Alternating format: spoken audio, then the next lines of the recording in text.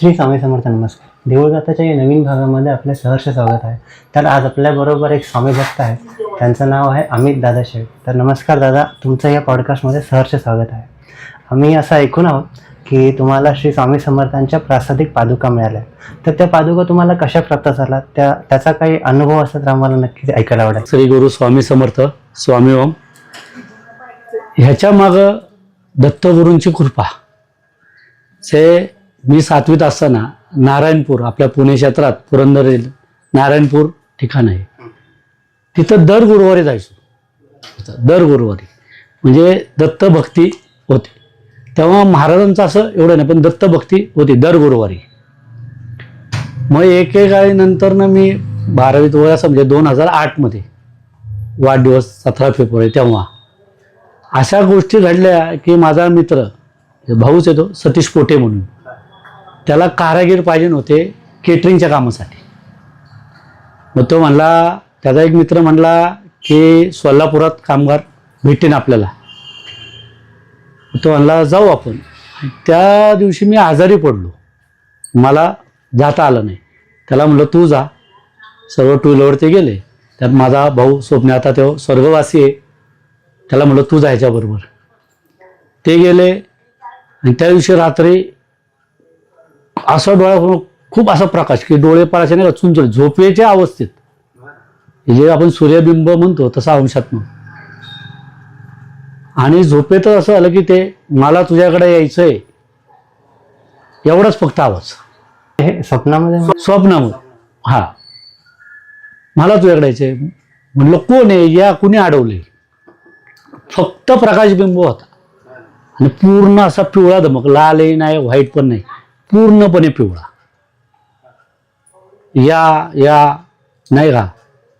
आणि त्यानंतर तसं आलं, आमच्या भावाचा फोन आला. आम्हाला सोलापुरात कामगार भेटत नाही, या रात्रीचा फोन आला. तर आम्ही अक्कलकोट गाणगापूर दर्शन करून येणार. आणि तेव्हा पाठ झालती. हे नंतरनं अक्कलकोटमध्ये गेले, तिथनं गाणगापूरला गेले आणि गाणगापूरला मुक्काम केला त्यांनी. आणि दुसऱ्या दिवशी म्हणजे त्याच्या दुसरा दिवस परत तसं. म्हटलं कोण आहे तुम्ही, या. म्हणले तुझा भाऊ तिकडे गेलाय, त्याला सांग पादुका घ्यायला. आता तेव्हा पादुका किंवा हा काय कन्सेप्ट माहितीच नव्हती. आपलं नारायणपूर दत्तदर्शन वगैरे ते पादुका देवांच्या वेळी असं, पण हा असा काय प्रकार माहीत नव्हता.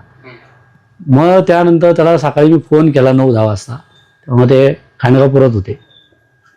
ते म्हणले, त्याला म्हणलं तू अक्कलकोटमध्ये जा, पादुका घे. तर त्याने मला सांगितलं, अरे आम्ही घेतल्यात पादुका, तांब्याचे छोटे असतात बघा, ते एवढ्या तांबे पिता नाही, छोटे डिशमध्ये असतात, ते त्यांनी घेतले होते नाही का. म्हणलं आम्ही घेतलेत, तुला काय माहिती. म्हणलं अरे नाही का. त्याने सांगितलं. आणि नंतर ना ते अक्कलकोट म्हणून आता सोलापूरला येणार होते. ते म्हणलं आता आम्ही सोलापूरला येणार आहे. त्यानंतर ना देवपूजा वगैरे मी करत होतो. देवपूजा करत असताना एकदम असं ध्यान लागलं गेलं. म्हणलं तर तेव्हा स्वामींचं प्रत्यक्ष रूप समोर आलं, दिगंबर स्वरूप. काके जोळे नाही, त्रिशूळ नाही, छाती वगैरे बांधलेले लंगोट वगैरे.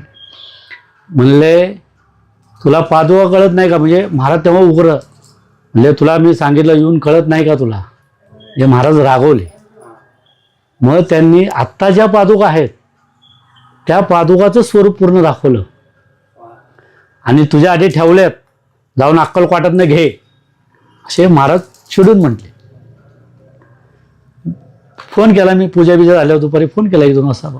अरे म्हटलं ते खडावा द्यायला. म्हणले आम्ही अक्कलकोट जाणार नाही आहे, आम्हाला सोलापूरात कामगार म्हणजे आम्ही डाळी तिकडे येणार आहे. मग मी त्याला म्हणलं, तो सतीश माझा जो दुसरा भाऊ मित्र, त्याला म्हटलं त्याकडे दे. म्हणलं अरे नाही, म्हणलंय जाणार नाही, लय वैतागलोय. ठीक आहे. फोन झाला, रुखरुख लागली. त्यांचा 15व्या मिनिटाला मला फोन.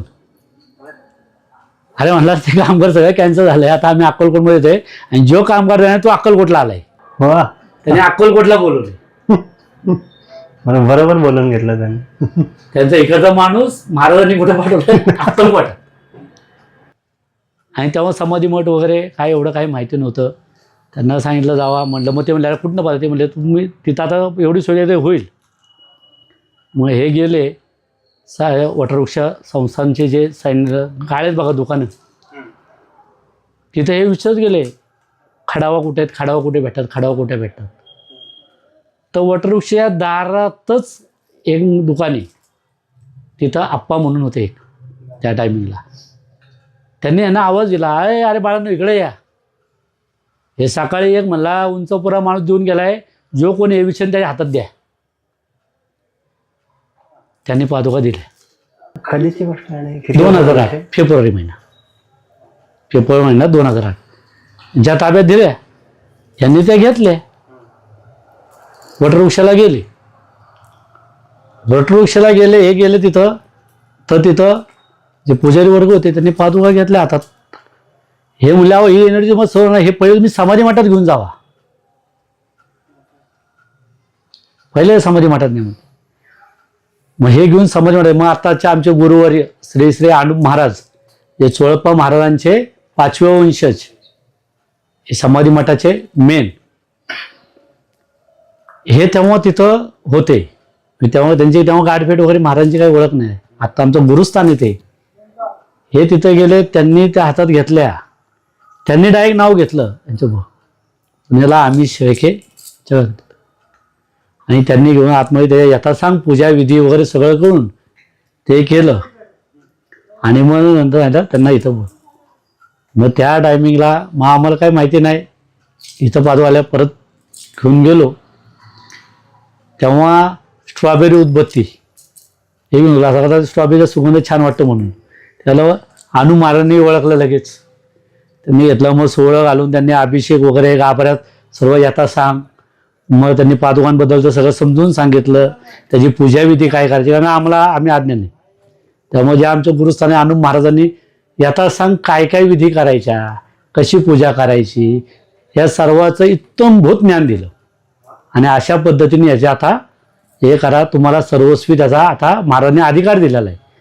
महाराजांनी समाधीवर तेव्हा सुपारी प्रकट केली ती, म्हणजे पादुका ठेवला तेव्हा तिथं सुपारी प्रकट केली की तेव्हा अनुमान पूर्वी असे बेल भांडार द्यायचे नाही. बेल भांडार दिलं की म्हणजे पूर्ण अधिकार नाही का, म्हणून लागणार सुपारी फोडतात का, ते तुम्हाला कन्या दिली म्हणून.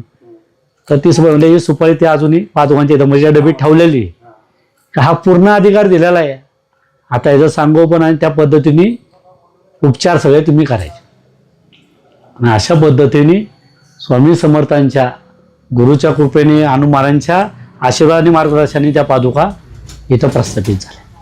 मग तुम्ही तिकडे समाधी मठामध्ये गेले, ह्याच्या आधी तुम्ही अनुप महाराजांना भेटले होते का? त्यांची कधी म्हणजे गाठ भेट बी नाही, ओळख नाही, किंवा अनुप महाराज मला ओळखत नाही, मी अनुप महाराजांना ओळखत नव्हतो. जसा आम्हाला दृष्टांत तसं महाराजांना पण त्या पद्धतीने, म्हणजे दोघांचं काहीच सांगत नाही. पण हे आमच्या पूर्वजन्माचे काहीतरी संबंध असतील जन्मोजन्मीचे, त्यामुळे आज आम्हाला ते गुरुस्थान लाभलं. आणि आज एवढं सुंदर छान सुंदर स्वामींच्या गुरूंचं असं सुंदर नातं आहे की त्यांच्यामुळे आम्हाला समाधी मठातल्या सर्व सेवा, आरती म्हणा, पूजाविधी हे सर्व त्यांच्यामुळे सर्व भेटतं. भगवंताच्या कृपेने त्यांच्या आशीर्वादाने सगळं भेटतं. आधी आमची कुठली ओळख नव्हती, काय नव्हती, काही गाठ भेट नव्हती. पण महाराजांनी, स्वामी महाराजांनी ती सांगड काढून दिली. आज ज्या चोळप्पा महाराजांसाठी स्वामी समर्थ अक्कलकोटमध्ये आले, चोळप्पा महाराजांसाठी आले वरून फेडायला, आज त्यांच्याच वंशावर ऋणवंत, म्हणजे भगवंताची किती कृपा, ती कृपा ते लाभली की त्या सेवेचा मान आम्हाला मिळाला. जेव्हा तुम्हाला पादुका प्राप्त झाल्या त्याच्यानंतर मग त्याच्यानंतर जेव्हा पुण्यामध्ये आल्या त्यानंतर काय झालं मग? त्यानंतर मग महाराजांचा प्रकट दिन आला. मी आपला गुढीपाडवा झाला, हिंदू नववर्ष झालं की पहिला सण काय असतो आपला गुढीपाडवा, म्हणजे हिंदूंचा नववर्ष. आपलं नववर्ष चालू आलेला पहिला जो सण येतो तो म्हणजे स्वामी समर्थांचा प्रकट दिन. म्हणजे आपल्या हिंदूंची सुरुवातच स्वामींपासून.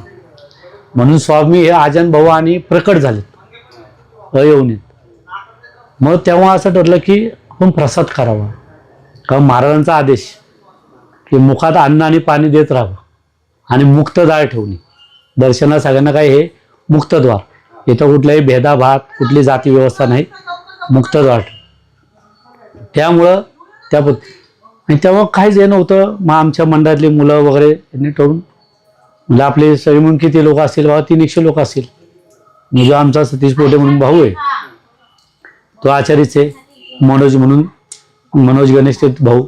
देव गणेश म्हणला मी स्वयंपाक करतो, जरा धान्य वगैरे जे काय त्यांनी दिलं ते आपण 300 लोकांचं आपण प्रसादाचं साहित्य दिलं जे त्यांनी दिलेल्या लिस्टप्रमाणे. ते 300 लोकात तो काढलं 350 वगैरे लोक जेवतील. तेव्हा आपले जिचे दाजी काका गाडगे ते दर गुरुवारी पाया पडायला वगैरे यायचे. त्यांना स्वामी आदेश होता, ते स्वामी आपले ते दर गुरुवारी पाया पडायला यायचे दाजी काका. आणि पालखी वगैरे काढली, सगळं झालं आणि संध्याकाळी जेवणावळी चालू झाली प्रसादाची. आणि आपल्या इथं जवळपास MPSC UPSC असे क्लासेस वगैरे पण आहेत भरपूर. आणि तेव्हा काय असं कुणाला निमंत्रण वगैरे नाही, जे आपल्या इथले होते, कारण पहिलेच वर्ष काहीच माहितीच नव्हती काय कशात. प्रसाद मसाले भात वगैरे, भात भाजी पुरी जिलबी वगैरे ते सर्व प्रसाद केलता, पापड कोशिंबीर, हा प्रॉपर स्वयंपाक सगळा. आणि टेबल खुर्च्यावर प्रसाद चालू झाला. तर प्रसाद पाहिलं तर मंदिर, गणपती मंदिर जे आहे आमचं गुरुस्थान, तिथनं लाईन लागली होती, 2-4 पदरी लाईन. आणि त्या टायमात खरंच भीती वाटली. आपण केला स्वयंपाक 300 लोकांचा आणि ती लाईन तर मोठी होती. आता जेवण करायचं म्हणून गुरूंचा स्वामींचा धावा केला. भगवान यांना पादुकांवरती जी तुळस अर्पण केलेली आहे ती तुळस घे आणि प्रत्येक जेवणाचं जे पातेलं आहे त्यामुळे टाक आणि झाकून ठेव, जे पाहिजे तेवढं काढ, झाकून ठेव. तसं चालू झालं. पत्रावळ्या तर संपत आल्या. मग आमच्या इथले जे मंडळातले पोरं आहेत, अमोल वगैरे, निलेश वगैरे, यांना सांगितलं हे पत्रावळ्या घेऊन ये. त्यांच्याकडं 500 रुपये दिले, घेऊन ये. तो रिक्षा घेऊन गेला. रिक्षा घेऊन गेला तर मंडळातली काही दुकानं बंद होती. त्यांनी फोन केला, म्हणलं गाडी खाण्याच्या मागं दुकान तिथं जा. तो तिथं गेला, ते दुकान बंद होतं. आणि तो रिक्षाला दांडा मारून निघणार, तिथे काय एक माणूस आला, का हो मला पत्रावळी पाहिजे का? म्हटलं हा. त्यांनी दुकान उघडलं. म्हणला माझा मोबाईलवर आतमध्ये चार्जिंग लावला तर मी विसरलो, तो घ्यायला आलो. आणि त्यांनी पत्रावळ्या रिक्षा भरून दिल्या, म्हणजे रिक्षात पुढची जागा सीटावर त्यांनी डिक्कीमध्ये येऊन पत्रावळ्या पाहिजे. हा म्हणला हो एवढं नाही पाहिजे आम्हाला, नाही काय 2 रिक्षा लागतील. नाही मला एवढ्या घेऊन जा, तुम्हाला सगळं लागणार आहे. तो घेऊन आला आणि त्याला मी स्वतः येडा लगे एवढा कशाला आणले. आणि ते मग आमचं मारुती शनी मंदिर तिथे पत्रांचे गठ्ठे ठेवले.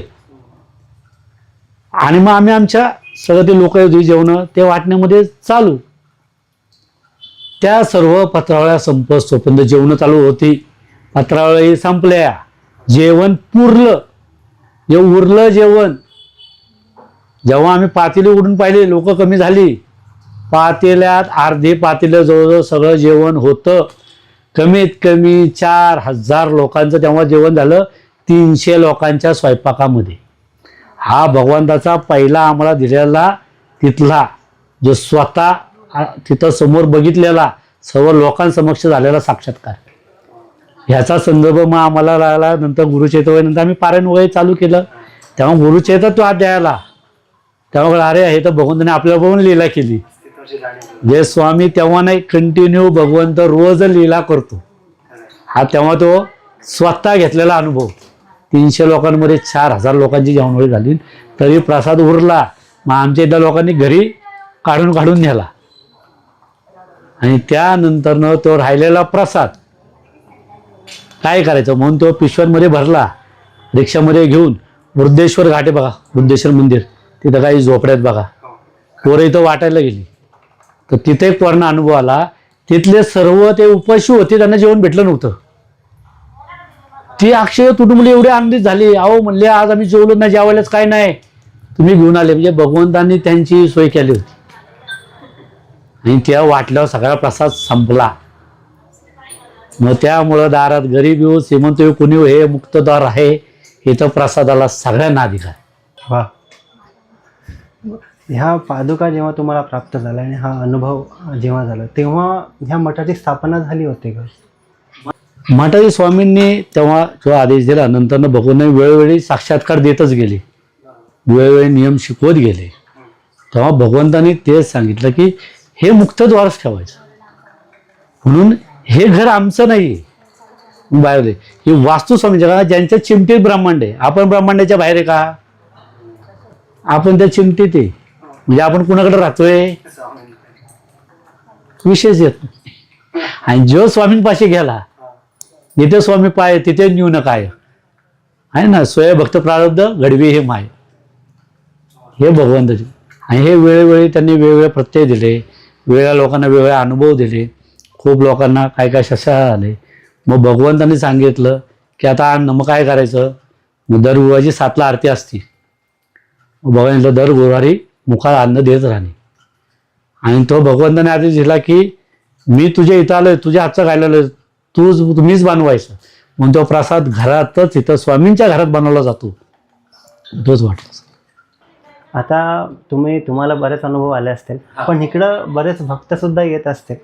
तर एखाद्या कुठल्या भक्ताने तुम्हाला एक त्यांना आलेला असा सुंदर अनुभव सांगितला आहे? आता हे जे अनुभव आहेत, आता समजा मी सांगणं एक उदाहरण सांगतो, आणि ते भक्तांनी सांगितलं. आता भक्तांनी सांगितलं तर मी सांगतोच, पण ह्याचे पुरावे म्हणून तुम्ही गुरुवारी तर जेवढी लोक असतात कुणाला विचारते, प्रत्येकजण प्रत्येकाचे अनुभव कोणते सांगेल, म्हणजे प्रत्येक टायमात की सायन्स याच्यावरती पण नाही का. स्वामींनी हे लिंबोवणे देवात श्रद्धा सांगितली, तुम्ही कधी कुठली अंधश्रद्धा ठेवायची नाही.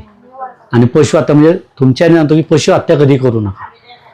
जे तुम्ही सांगता जागरण गोंधळ ह्याला त्याला बकरी कोंबडं एखाद्याची हत्या करून तुमचं कल्याण कधी होणार नाही, त्यामुळे पशु हत्या करू नका.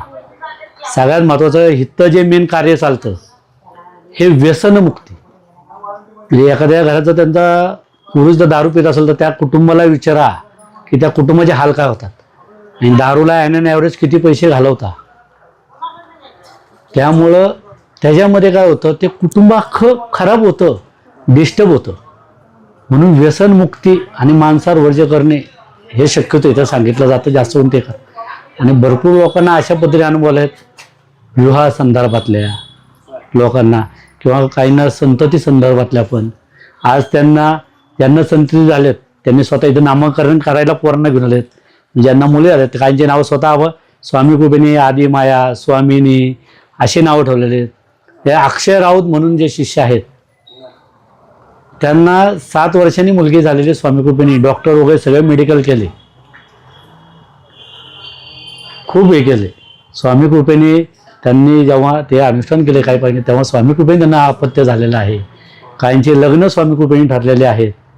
असे तुम्ही आले तर भरपूर भक्त आहेत, ते तुम्हाला सांगू शकतात. ते स्वतः तुम्हाला ते अनुभव सांगतील की त्यांच्यात ना ऐकलं तुम्हाला अजून वेगळी जो स्वतः ती व्यक्ती सांगते. मी सांगितलं म्हणजे असं खरं खोटं विषय सोडून द्या, पण ती व्यक्ती स्वतः तुम्हाला सांगणं खूप आहे. म्हणून तुम्ही जर कधी गुरुवारी करू शकता. भरपूर लोकांना त्या पद्धती अनुभव आहे. मीच काय सांगणार तुम्हाला, एवढे अनुभव आहेत. कारण का एक सांगतो, भगवंतानी देह जो आहे, भगवंत देह बदलला होतो, आत्मा परमात्मा आहे तो एकच आहे. त्यांचं मूळ दत्तप्रभू आहे. स्वामी दत्तप्रभूंचा अवतार आहे. त्यामुळे अवतार कार्य प्रत्येक टायमा घेत असतो. प्रत्येक सेकंदला भगवंताचा चमत्कार आहे. आम्हाला गुरूंनी एकच सांगितलं, चमत्कारांच्या मागे लागू नका. रोज चमत्कार आहे. आपण श्वास घेतो चमत्कार आहे, रक्त तयार होतं चमत्कार आहे, गर्भ आतमध्ये वाढतो चमत्कार आहे. भगवंताचे सेवक व्हा, सेवकरी राहा. जेव्हा तुम्ही स्वतःला उच्च समजताल तेव्हा अधोगती वाढलं की नाश. म्हणून कंटिन्यू तुम्ही सेवेकरी म्हणून राहा. या तो मॅनेजर मालकाच्या किती बरोबर असतो, सुपरवायझर किती असतो, पण त्यांचा जो कामगार आहे, जो शिपाई आहे, त्याला रेग माहिती तो मालकाबरोबर असतो. जास्त वेळ कोण असतो, जेव्हा जास्त वेळ आहे जसं नोकर व्हा. नोकर व्हा तेवढं तुमचं चांगलं आहे. आता तुम्ही एवढं सुंदर सुंदर अनुभव सांगितला, आणि जर एखाद्या कुठल्या भक्ताला म्हणजे पुण्यामध्ये राहणार किंवा पुण्याच्या बाहेर राहणार कुठल्याही भक्ताला जर या मठामध्ये यायचं असेल तर त्यांनी कसं यावं, तुम्ही थोडा पत्ता सांगू शकाल का? आता पोस्टल ॲड्रेस पकडला तर 681 नारायणपेठ, लोखंडे तालीम उभा गणपती जो आहे, लोखंडे तालीम गणेश उत्सव, त्या एक्झॅक्ट गणपती मंदिराच्या मागे, किंवा तुम्हाला हुजूर पागा शाळा, हुजूर पागा शाळेची बॅकसाईड, हे सगळ्यात सोपा हा पत्ता. आणि जर याचं काय वेळ वगैरे आहे का की? वेळ आता हे स्वतः भगवंताच्या घरी सकाळी अभिषेक वगैरे चालू असतात, त्यामुळं दुपारी 12 नंतरनं दर्शन चालू असतं. दर गुरुवारी संध्याकाळी 7ला आरती. सगळ्यात मोठं इथं आरतीचं वैशिष्ट्य असं आहे, इथं मालक कोण नाही, आरती मालकांची चालते. म्हणून जेवढी लोक इथं आलेले असतात प्रत्येकाला आरती एकदा का होईना ओवाळ्या सगळ्यांच्या हातात दिली जाते. एकच कुठले म्हणजे आमच्याच परिवारातला आहे तोच ओवाळतोय इथं असं अजिबात नाही. जेवढे महिला मंडळ असेल, लहान मुलं असतील किंवा कोण पुरुष मंडळ असेल, सगळ्यांना महाराजांच्या पादुकांना आरती ओवाळायला एक राऊंड का होईना भेटतोच. हे इथं महत्वाचं आहे. प्रत्येकाला मग तो कोणीही असू, जे आरतीला आहेत त्यांना आरती करावी.